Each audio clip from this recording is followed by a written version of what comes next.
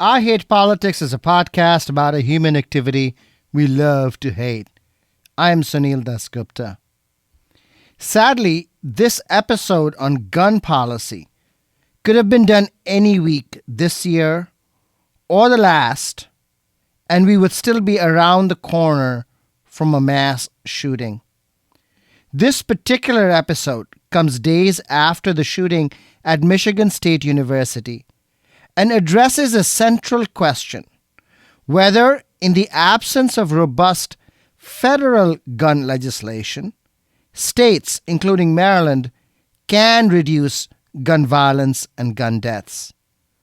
With the Maryland General Assembly now in session and several new gun-related bills in consideration, I talked to Maryland Senator Jeff Waldstreicher, Vice Chair of the Senate Judicial Proceedings Committee, which processes gun bills in the upper house.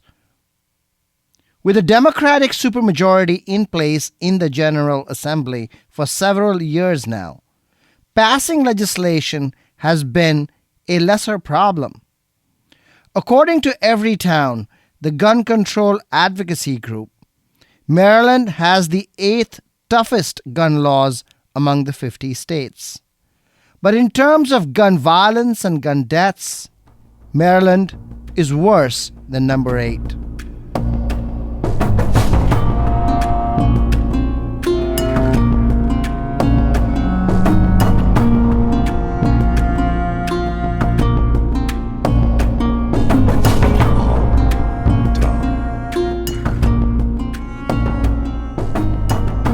I Hate Politics is a podcast about our neighborhoods, workplaces, schools and streets, and our local governments as they function in diverse and democratic societies. This means our politics are messy, dirty, sometimes corrupt, with often self-serving politicians. But no matter how much we hate politics, we are never exempt from it, even when we refuse to participate.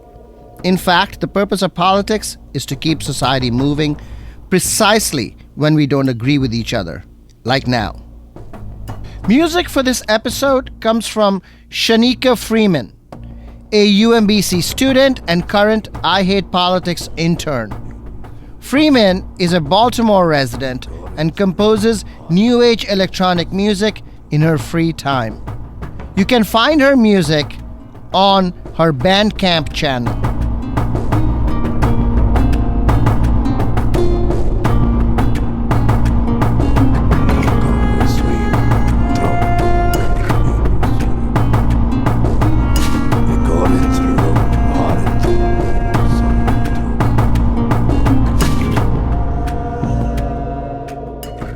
In the news this week, student delegates from MCPS middle and high schools chose 2 finalists for the 2023-2024 election of the student member of the board, commonly known as the SMOB.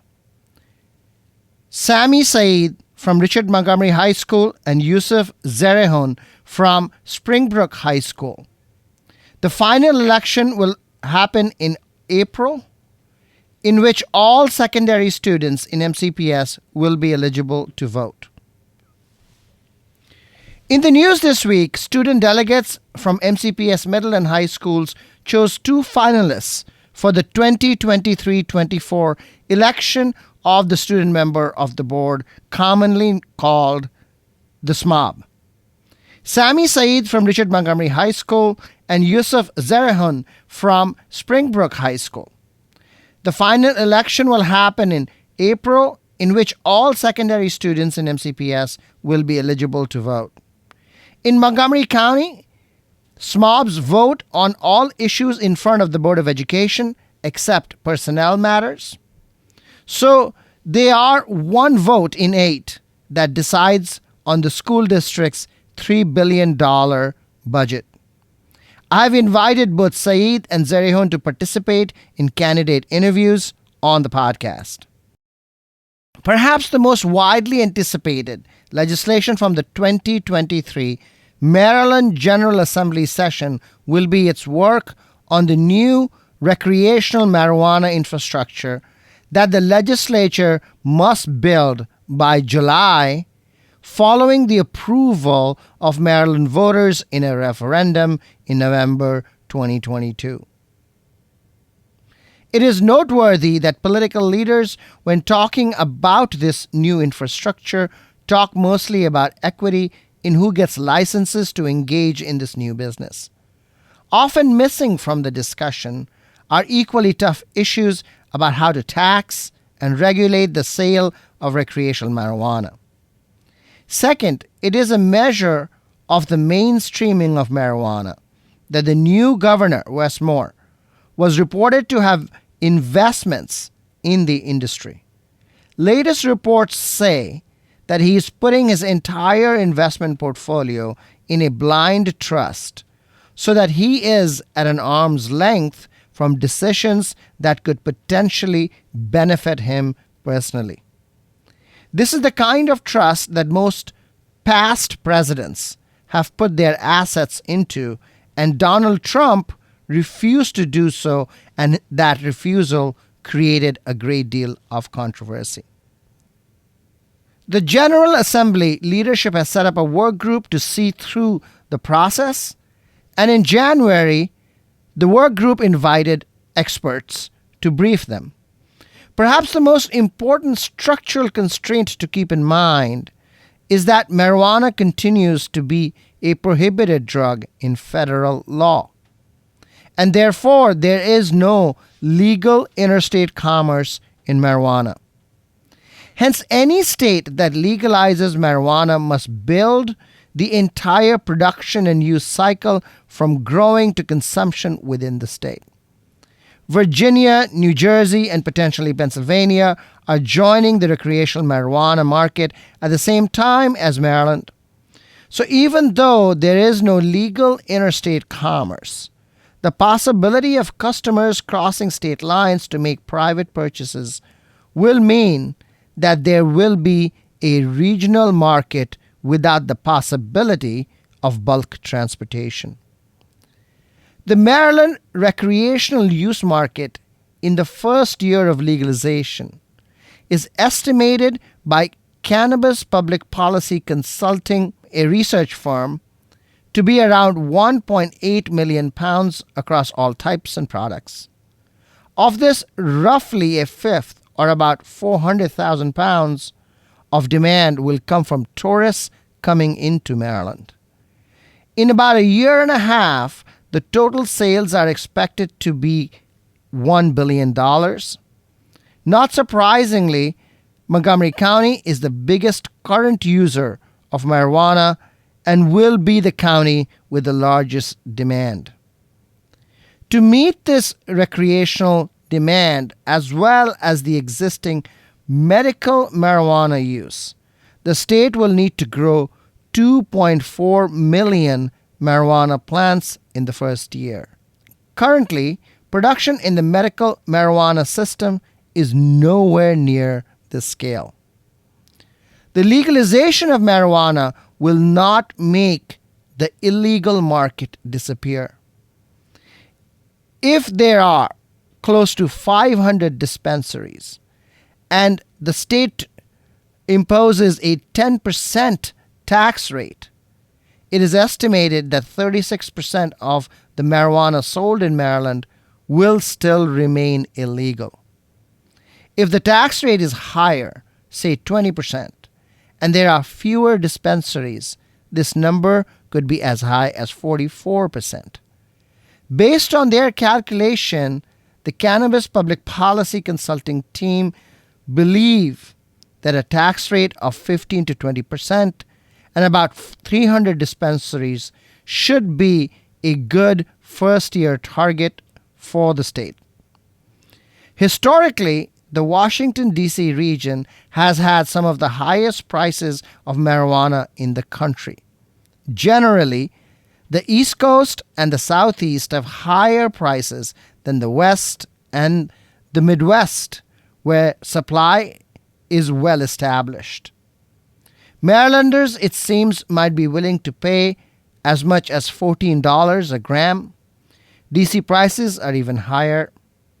In Oregon, the average price is less than $7 a gram, and Colorado is just above $7.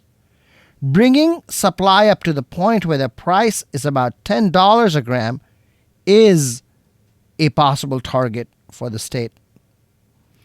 John Hudak, a cannabis scholar at the Brookings Institution, reported that there are trade-offs between wanting to generate lots of tax revenue and replacing the illegal street market in marijuana, and that this is doubly a problem with other mid-Atlantic states also entering the recreational market.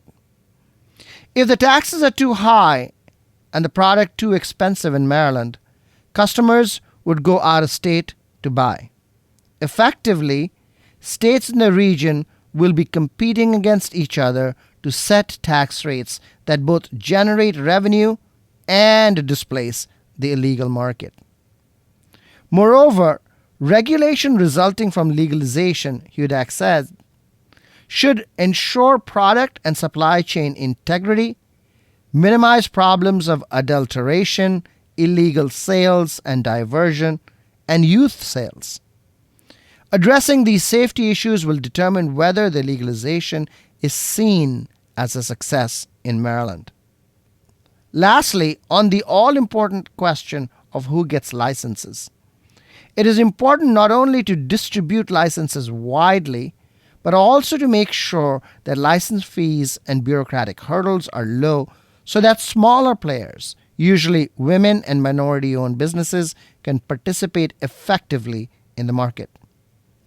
All in all, the Maryland legislature has on its hands a massive undertaking. There are numerous moving pieces, several trade-offs, many unknowns, and one way to build the marijuana infrastructure would be to design an agency to carry out the everyday task of managing the market that is cooperative and education-minded. And beyond all of these governance issues, there is the real impact marijuana is going to have on the lives of people. According to the Cannabis Public Policy Consulting Team, among those who reported driving under the influence of marijuana in the survey, the average numbers of days with DUI with cannabis was 11 for every month. This equates, they say, to at least 57 million instances of DUI with cannabis per year in Maryland. I'll be back with Maryland Senator Jeff Wallstreicher to talk about guns policy. You're listening to I Hate Politics. I'm Sunil Dasgupta.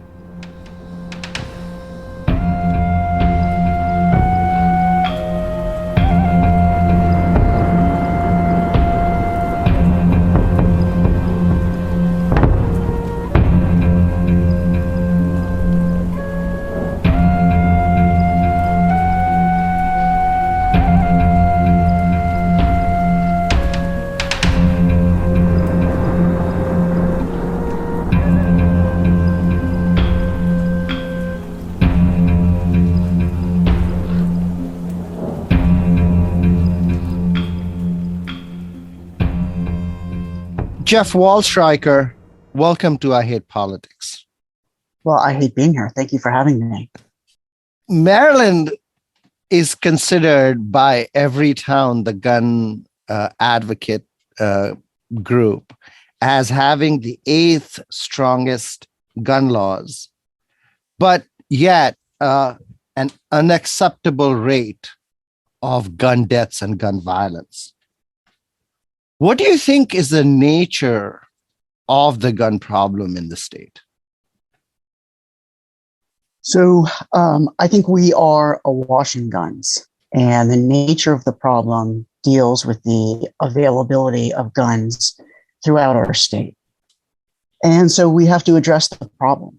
We have to address the problem of illegal guns, and we have to address the problem created by the Supreme Court in the case called Bruin, where they essentially allowed our state to be even further inundated with guns and allow anyone to carry a gun anywhere.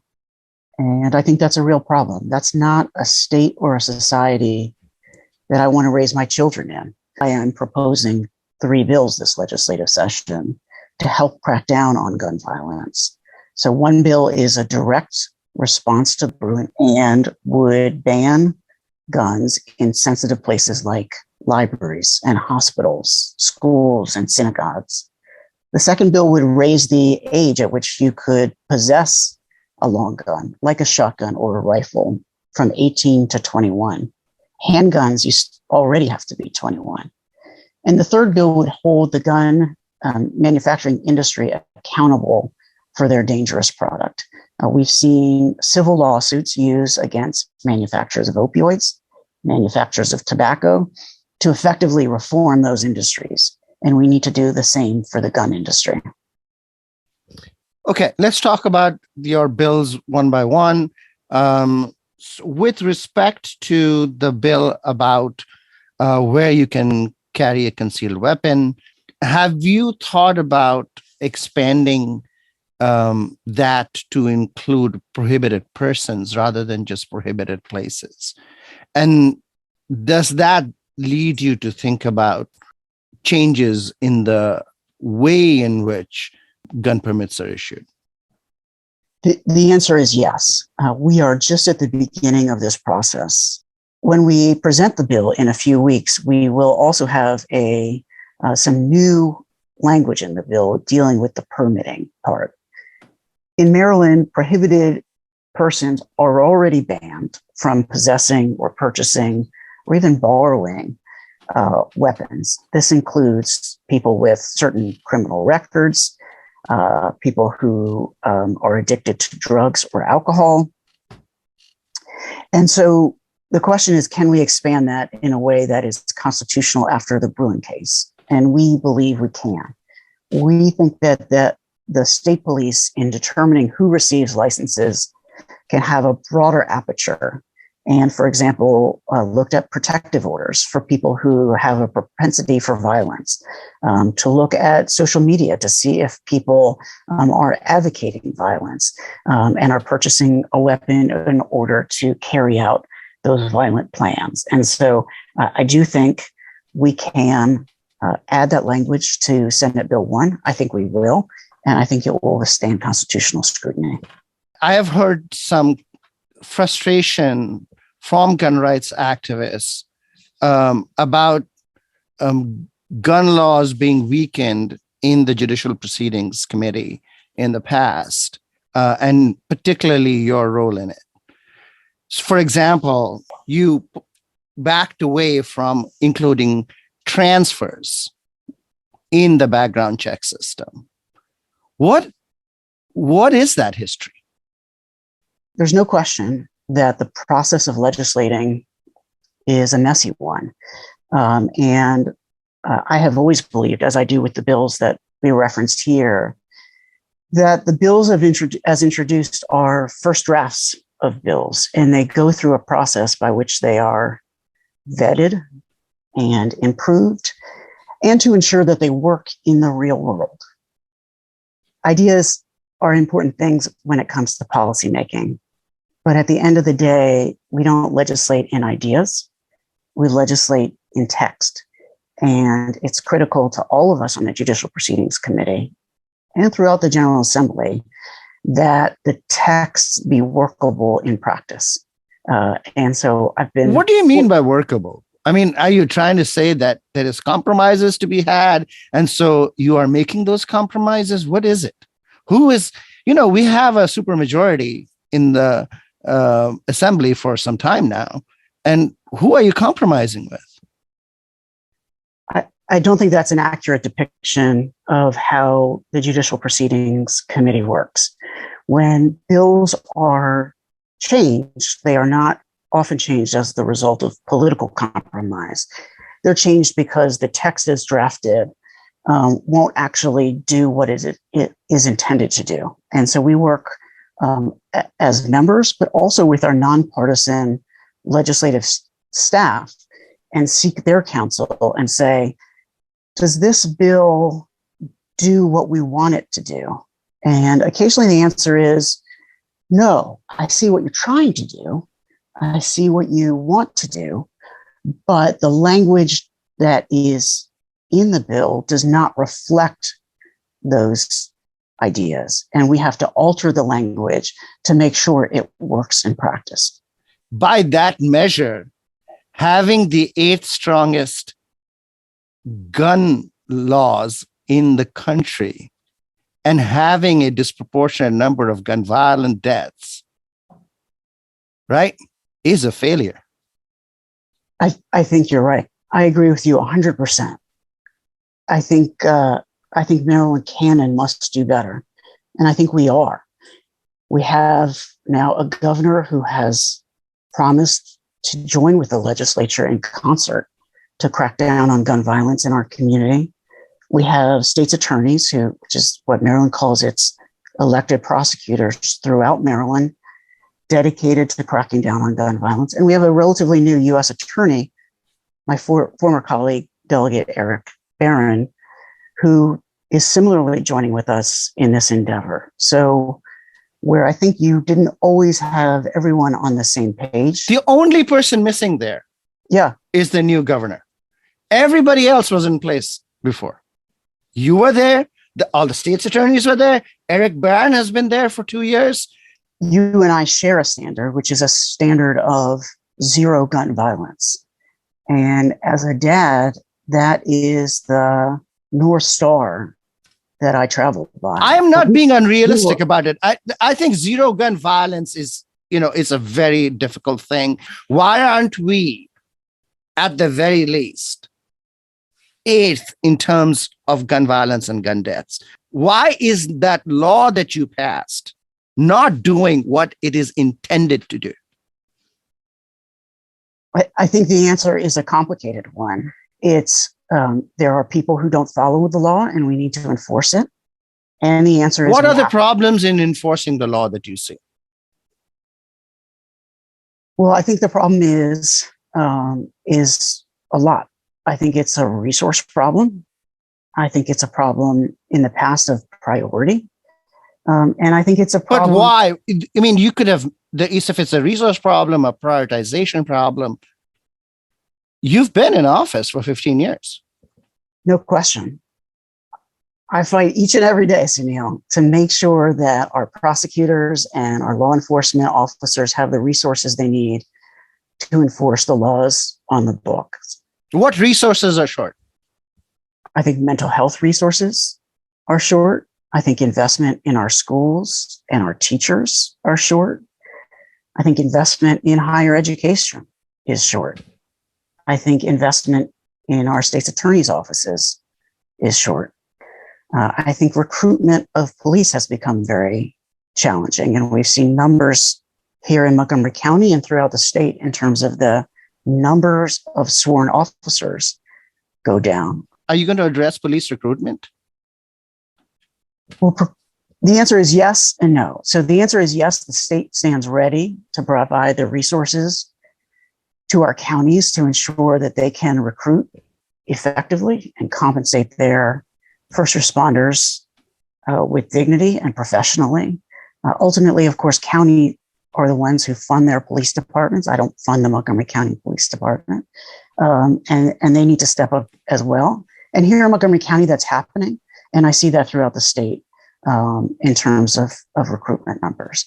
But I mean, like we talked about for much of this conversation, police recruitment alone is not the answer. Mental health alone is not the answer. Investment in schools alone is not our answer. But you talked about priorities, right? And when you say that a problem is complex or complicated, and there are multiple factors that go into it, and all of them are equally important, what are you missing there? You're missing a set of priorities. So I want to understand from you how you prioritize all this and how you might act on them. I prioritize them by working in favor of them each and every day. There is another bill that you talked about suing gun manufacturers. What is the state of play on that? There's a federal bill. It's known by its acronym PLACA, And what it does is provide immunity for gun manufacturers from any federal lawsuit, even when gun manufacturers act negligently and produce a product that is incredibly dangerous to our communities.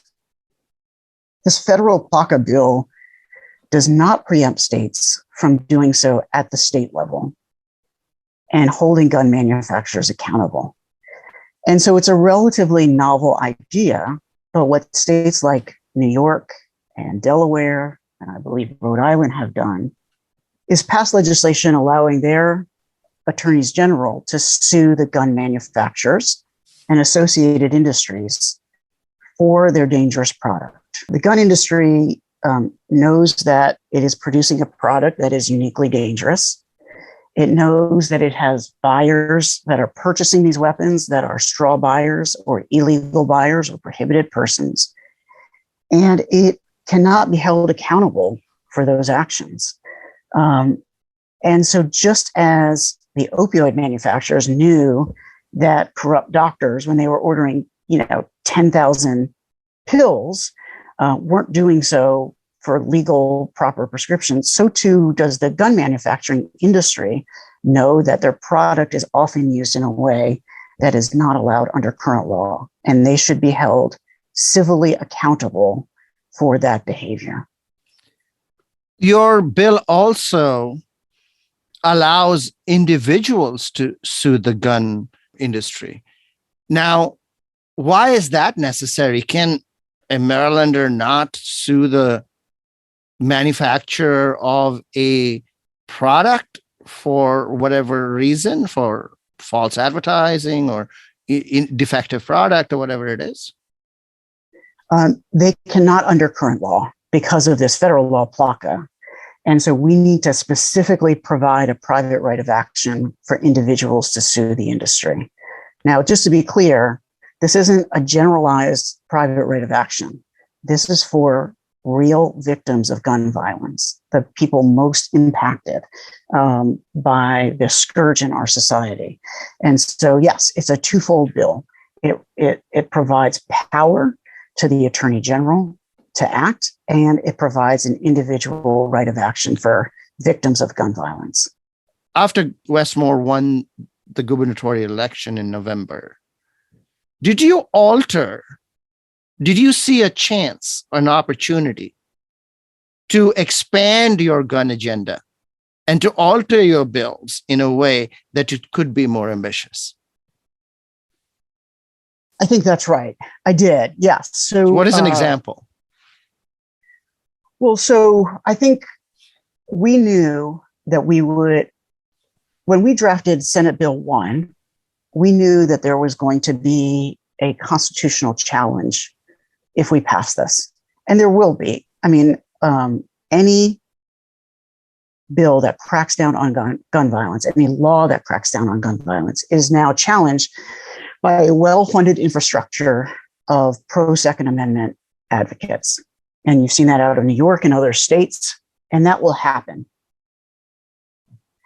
The election of Governor Wes Moore and, of course, Attorney General Anthony Brown let us know that we will have the full force of government in defending the constitutionality of the Senate bill, and that we can be ambitious in how we write it. So what was it before and what is it now?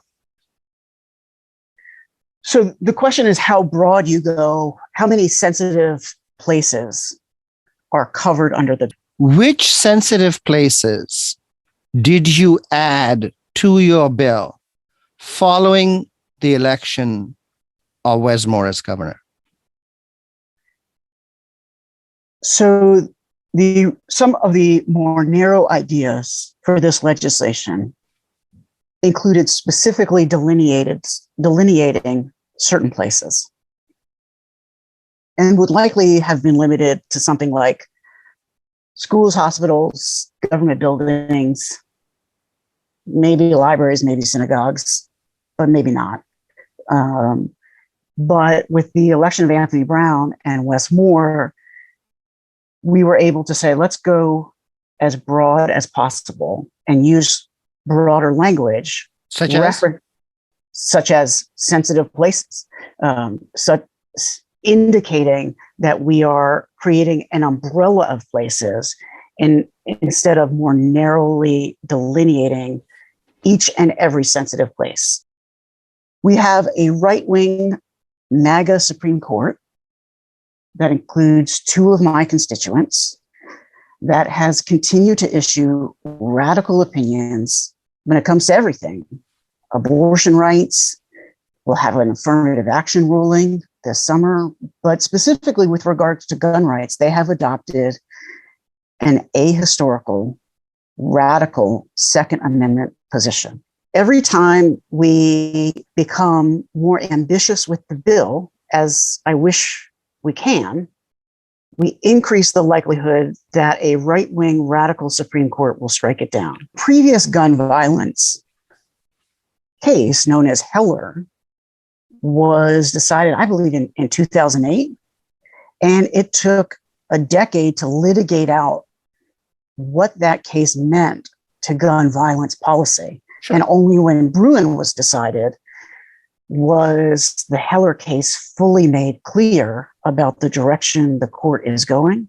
It will take a decade from now for the Bruin case to fully litigate through the district, appellate, and then back to the Supreme Courts. We are dealing with a new right-wing reality when it comes to jurisprudence. And so the Maryland legislature is prepared to act, and we need to push back against this right-wing Supreme Court, but we are also constrained by it. How hopeful are you about these three bills you talked about actually making it into law this session, 2023? I'm very hopeful. Especially with regard to Senate Bill 1, which has been a lot of our discussion here today. Maryland can't wait another day to crack down on gun violence. And we can't wait another day, as you've indicated, to respond to the Supreme Court's Bruin decision and begin the process of moving forward in light of that decision. And what that means is we have to get this idea of guns anywhere, carried by anyone at any time, out of Maryland policy. Because right now, under the Bruin decision, that is the policy.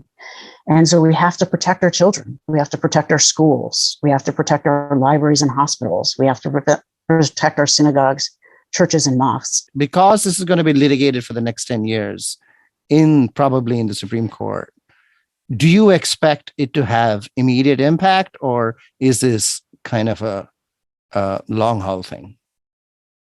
No, I expect it will have immediate impact. There's no question. I expect that it will have immediate impact. The other states that have passed this bill are in the process of litigation. And just for full disclosure, in, I believe, New York, a lower court has struck down the law. But in each of the cases, the law has been allowed to be in effect until it fully litigates out.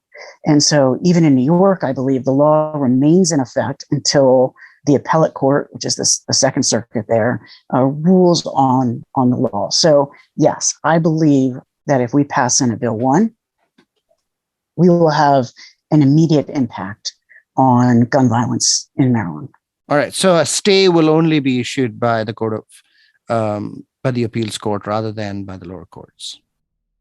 Well, we'll see. But so far, that's how it's played out in other states. And that's what's great about this, Sunil, right? We're not acting alone.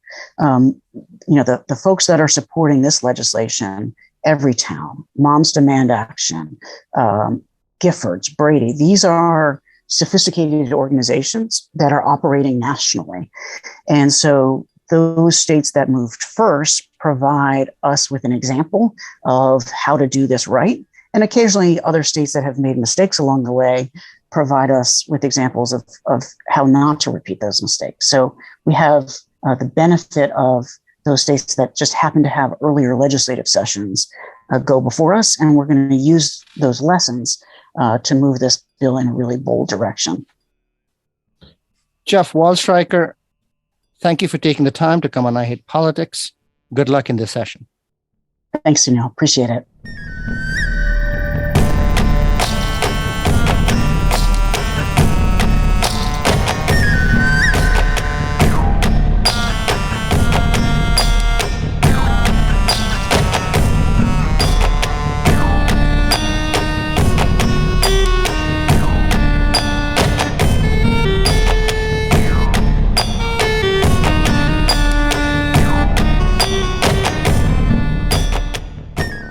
You're listening to I Hate Politics. I am Sunil Dasgupta. What lessons can we draw from my conversation with Maryland Senator Jeff Waldstreicher?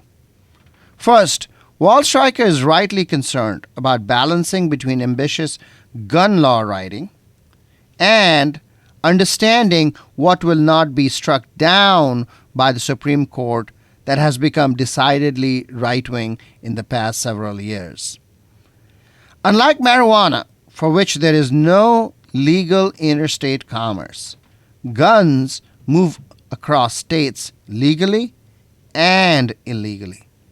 The federal government does little to limit the movement of guns, not even on the internet, where ghost guns and separated gun parts can be bought and sold. Based on their politics, states have developed a patchwork of gun legislation. California, which was among the first to pass gun laws going back to the late 60s, in an effort really to curb the armed Black Panthers, remains to this day the state with the strongest gun laws, and relative to its population, the state with the lowest gun violence. Democratic majority Maryland may have strong gun laws, but gun violence and gun deaths remain relatively high. Second, enforcement of state gun laws have proven to be difficult no matter the legal wranglings within the judicial system. The shortage of police officers and public safety personnel in Maryland and nationally, and more generally, police reform is now part of the gun control problem. Indeed, there is tension within the left between the need for strong enforcement of laws and concerns about equity, because this enforcement will likely be targeted at Black and brown communities. This is not something that is easily resolved. There is little doubt that communities which see disproportionate gun violence need stronger policing. But historically, stronger policing has quickly turned predatory in the communities it is asked to protect. Police reform is itself a huge undertaking, but tied to gun control efforts, it is really a gargantuan problem. We talk about culture shifts in this context. If only culture was that easy to move. But disbanding police departments is also a non-starter. No society functions without policing, no matter what the circumstances. Third, Waldstreicher talks about broader investment in education as a way to reduce gun violence. While investment in education, healthcare, housing, other areas are important in their own right, it is worth asking how these broad social investments remove guns and reduce gun violence. To the contrary, anti-gun advocates have argued that investment in removing guns would improve education, healthcare, and housing outcomes. Understanding this causal direction is important to effective policy making and to effective advocacy. That's all for this episode. You've been listening to I Hate Politics. I am Sunil Dasgupta. Music for this episode comes from UMBC student and current I Hate Politics intern Shanika Freeman. Freeman is a Baltimore resident and composes new age electronic music in her free time. You can find her music at her Bandcamp channel. If you want to share your music on the show or know someone else who might want to, please sign up for updates at our website, ihppod.org. Email us at ihppod@gmail.com or reach us on Twitter at ihppod. I hope you'll subscribe and share the podcast as we bring you stories about politics close to you and to your home. See you next time.